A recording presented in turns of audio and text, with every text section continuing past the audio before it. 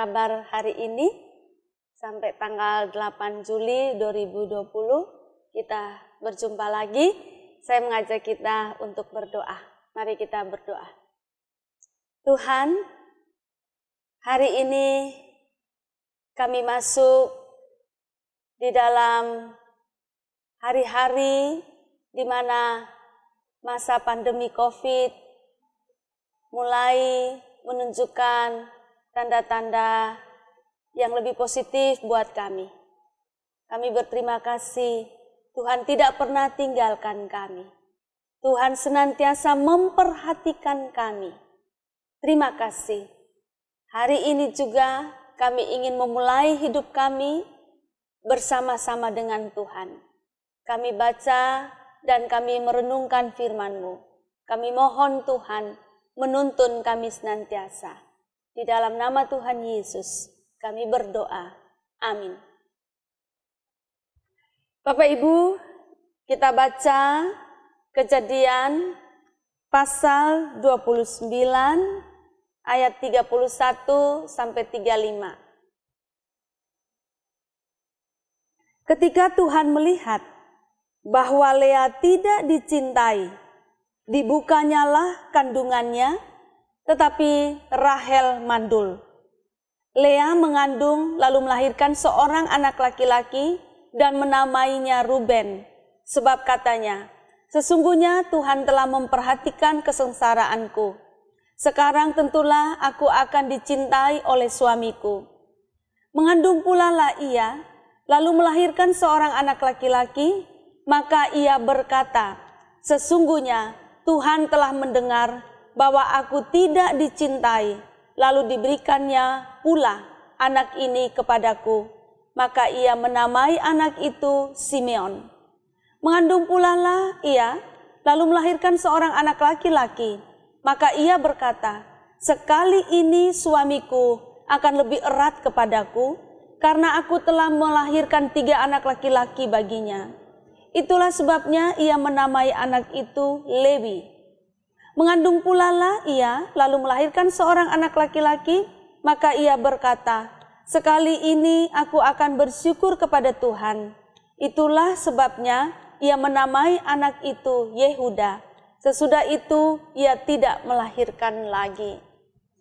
Demikian jauh pembacaan firman Tuhan, dan yang berbahagia adalah setiap kita yang mendengarkan firman Tuhan dan yang memeliharanya serta melakukannya dalam kehidupan kita setiap hari. Bapak, Ibu, Saudara yang dikasihi Tuhan Yesus Kristus, saya mengajak kita untuk melihat kehidupan Lea bersama-sama dengan Tuhan. Maka tema kita hari ini berbunyi, Tuhan memperhatikan setiap orang. Tuhan memperhatikan setiap orang. Bapak Ibu, apakah Bapak Ibu pernah merasakan tidak diperhatikan, tidak dicintai, merasa kesepian, dan begitu merindukan untuk dicintai atau dikasihi? Bapak Ibu, Lea mengalami hal itu. Mari kita lihat hidup Lea. Lea adalah istri pertama dari Yakub. Dan dikatakan bahwa Lea ini tidak menarik hati Yakub. Artinya Lea tidak memenangkan hati Yakub. Dan bukan cuma itu saja, Lea tidak dicintai oleh Yakub, walaupun Yakub menikahi Lea. Nah, pernikahan, kita tahu bahwa pernikahan Yakub dan Lea itu bukan berdasarkan keinginan Yakub, tapi itu keinginan dari ayah Lea, pamannya Yakub. Jadi kita tahu bahwa pernikahan Lea dan Yakub itu tidak didasari oleh cinta atau bukan berdasarkan cinta, tapi diatur oleh ayah Lea atau pamannya Yakub sendiri. Jadi ini memang pernikahan antar saudara, tapi boleh Bapak Ibu. Sehingga Lea ini sebagai istri berada di pihak yang benar-benar gak enak.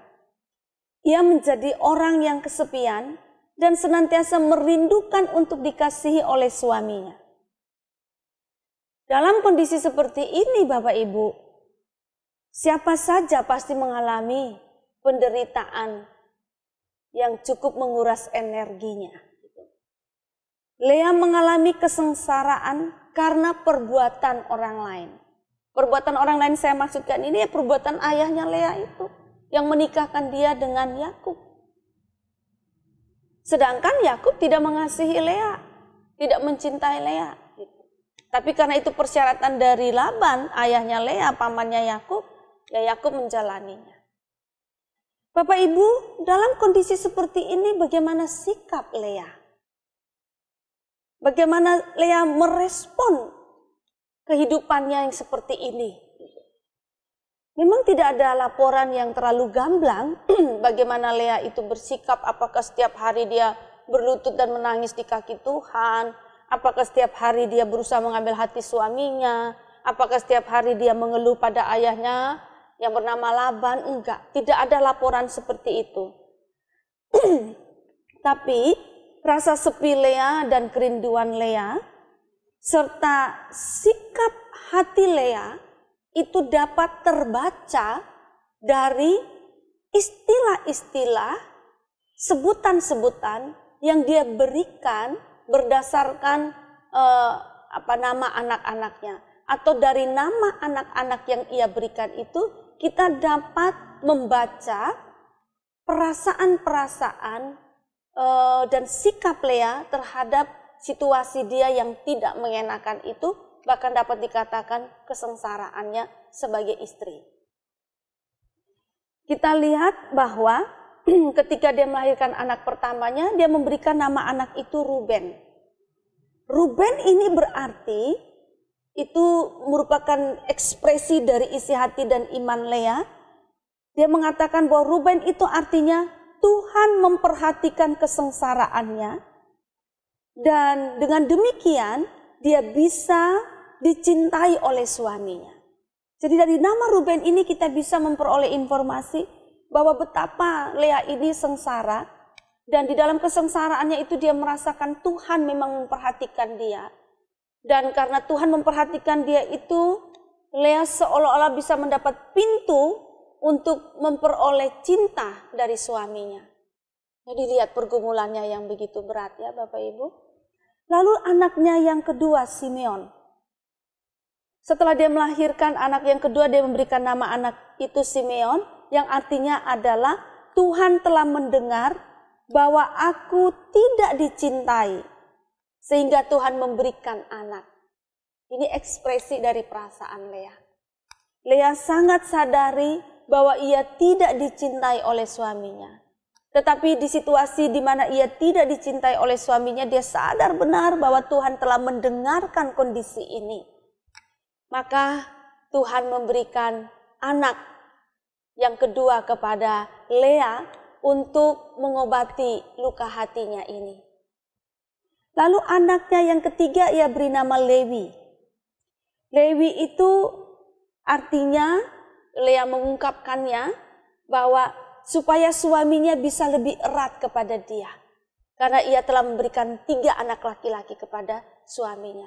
Ada kerinduan di dalam diri Lea agar suaminya lebih erat kepada dia. Jadi bisa kita terjemahkan selama ini suaminya tidak erat melekat kepada dia.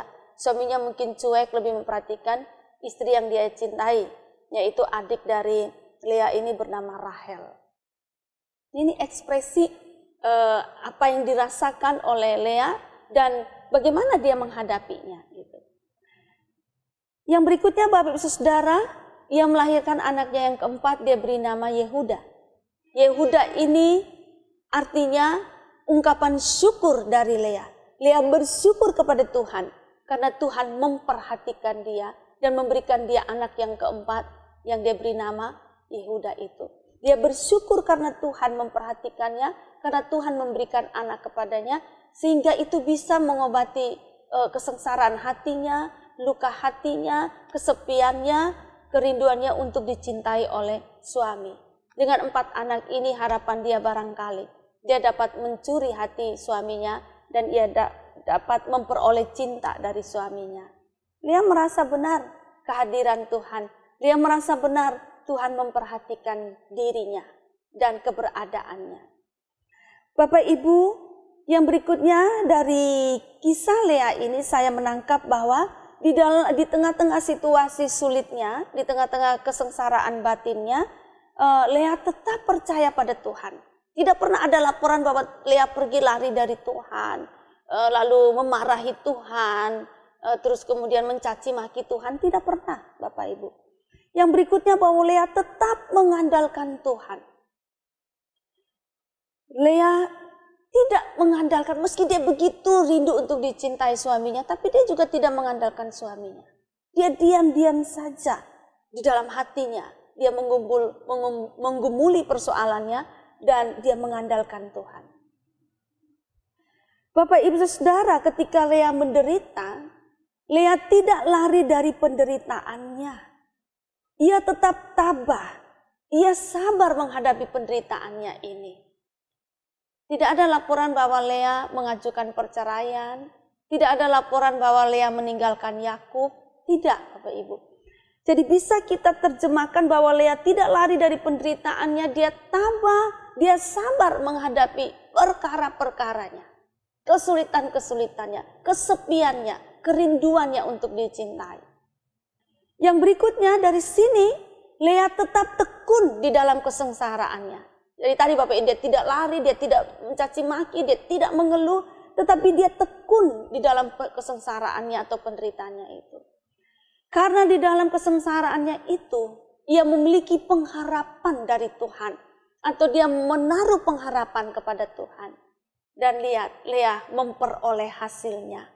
Tuhan memperhatikannya dan Tuhan memberikan anak-anak kepadanya.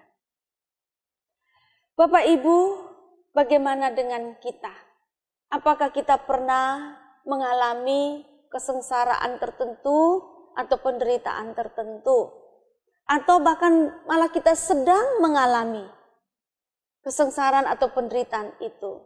Atau Bapak Ibu, jikalau kita alami kesengsaraan atau penderitaan, sebaiknya bagaimana kita bersikap terhadap penderitaan itu, kesengsaraan itu seperti yang Lea alami atau kesengsaraan dalam bentuk yang lain. Kita bisa belajar dari Lea, Bapak Ibu. Tetap percaya pada Tuhan. Jangan pernah tawar hati kepada Tuhan. Itu yang pertama. Yang kedua, tetap andalkan Tuhan. Menaruh harap kepada Tuhan. Jangan pernah mengandalkan diri sendiri atau orang lain. Tapi andalkan Tuhan. Dan taruh harapan itu pada Tuhan karena kita mengandalkan Tuhan itu. Yang ketiga, jangan lari dari persoalan. Jangan lari dari penderitaan. Tetapi tekun di dalamnya. Tetap menghadapinya bersama dengan Tuhan. Yang keempat, jangan mengusahakan kita mendapatkan perhatian dan kasih dengan cara yang salah. Ketika kita mengalami penderitaan, jangan kita mengusahakan untuk mendapatkan perhatian dan kasih sayang dari orang lain, tetapi dengan cara-cara yang salah dan tidak terhormat. Jangan pernah lakukan itu. Yang kelima, Bapak Ibu, tetap bertekun.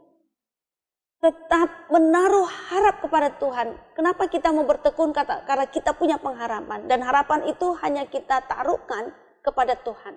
Jadi mata kita ini kita pandang pada Tuhan. Dan pasti kita akan mengalami hal yang baik. Sebab apa? Sebab Tuhan memperhatikan setiap orang. Dan Tuhan memperhatikan setiap orang dengan perkara-perkara orang-orang itu. Setiap perkara kita, Bapak Ibu. Hari ini apa yang menjadi persoalan kita? Apa yang menjadi penderitaan kita? Dan apa yang kita harapkan kepada Tuhan? Tetap bertekun di situ. Tetap menaruh harap pada Tuhan. Kita pasti akan mengalami kasih sayang dan kuasa Tuhan seperti yang Lea alami. Yang kelima, Bapak Ibu, yang Lea alami memang dia tidak mendapatkan kasih dari Yakub suaminya. Tetapi dia mendapatkan kasih dari Tuhan. Dan itu jauh lebih besar dari yang dia dapatkan dari suaminya. Sukacita. Kandungannya dibuka dan dia memperoleh, bisa melahirkan anak-anak. Dan bisa saja kemudian dia memperoleh perhatian dan cinta kasih dari suaminya. Jadi Bapak Ibu, bisa terjadi kita tidak mendapatkan hal-hal dari sesama kita manusia. Tetapi kita dapat dari Tuhan sendiri secara langsung dari sumbernya. Asalkan kita tetap percaya pada Tuhan, andalkan Tuhan, jangan lari dari persoalan kita, jangan melakukan hal-hal yang tidak sesuai dengan kehendak Tuhan. Tetap tekun, tetap menaruh harap, dan kita akan mengalami Tuhan. Bapak Ibu, lihatlah Tuhan Yesus. Pandanglah Tuhan Yesus. Bagaimana ia mengalami kesengsaraannya. Ia tetap tekun di dalam kesengsaraannya. Bahkan ia rela sengsara sampai mati. Kemudian ia bangkit. Ia menang. Nah, Bapak Ibu, kita diperhatikan oleh Tuhan. Setiap kita Bapak Ibu. Kalau saat ini kita merasa bahwa sesama kita tidak ada yang peduli dengan kita. Bahkan mungkin kita merasa bahwa gereja kita juga tidak peduli. Mungkin kita merasa bahwa pendeta kita dan penatua kita juga tidak peduli. Oke. Manusia ada keterbatasan, tapi tidak bagi Tuhan. Tuhan perhatikan kita semua dengan persoalan-persoalan kita. Dan bukan cuma itu, dia perhatikan Bapak Ibu. Dia bisa berbuat. Dia punya kuasa untuk menolong kita. Bapak Ibu, tetaplah pandang Tuhan Yesus, tetaplah menaruh harap pada Tuhan, dan alamilah kasih dan kuasa-Nya. Tuhan menyertai kita semua. Amin. Mari kita berdoa. Tuhan, betapa kami terhibur dan bersyukur karena Engkau, Allah yang sungguh baik. Dunia ini tidak peduli dan tidak memperhatikan kami. Tetapi Engkau Bapa yang baik. Engkau senantiasa menaruh matamu, memandangkan matamu kepada setiap kami. Dan perkara-perkara yang sedang kami alami, kami jalani. Terima kasih Tuhan. Kami mau menyerahkan segala pergumulan-pergumulan, permasalahan-permasalahan, dan harapan-harapan kami kepada Tuhan yang baik. Termasuk Tuhan, kami menyerahkan situasi pandemi COVID ini, kami juga menyerahkan persiapan-persiapan kami untuk menjalani new normal, situasi pasca pandemik dengan dampak-dampaknya yang sudah kami rasakan dan bahkan mungkin akan kami rasakan lagi di depan sana. Kami tidak andalkan kekuatan kami manusia, tetapi kami andalkan Tuhan. Kami menaruh harap pada Tuhan. Kalau di waktu lalu sampai sekarang terlalu banyak yang berkurang atau banyak persoalan-persoalan kami. Tetapi kami tahu bahwa Tuhan memperhatikan setiap kami. Dengan demikian situasi-situasi kami ini dan juga seluruh rakyat Indonesia yang mengalami situasi yang tidak mengenakan karena pandemi COVID ini. Kami percaya bahwa Tuhan, Engkau memperhatikan setiap kami, Engkau memperhatikan keluarga kami, Engkau memperhatikan negara kami, bahkan juga negara-negara lain. Dan Engkau punya kuasa untuk menolong kami, untuk menyelesaikan perkara-perkara kami.